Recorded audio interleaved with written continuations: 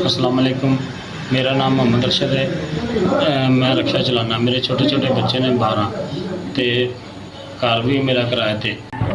SVS वालों ने पहले भी मेरी 10,000 मदद की थी। किसी अल्लाह के बंदे ने वीडियो देख के 15,000 रुपया होर भी भेज दिता है।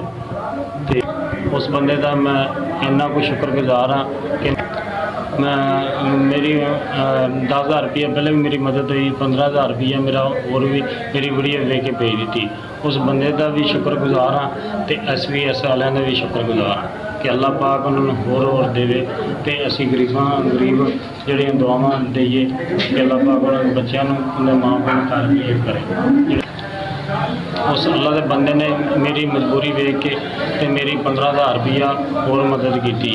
मैं SVS वालों का भी शुक्रगुजार हाँ कि जिस बंदे ने 15,000 रुपया भेजा उस बंदे का भी मैं शुक्रगुजार हाँ।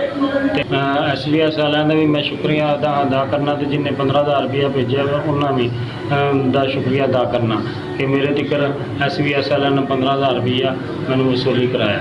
मजबूरी समझ के 15,000 रुपया मैंने और भेज दिता।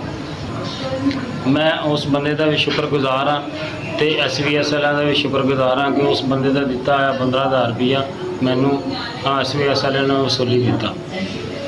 अल्लाह पाक उस बंदे की भी खैर करे तो जिन्हें SVS वालों ने भी उन्हें दिता है 15,000 रुपया मेरे तक बचा।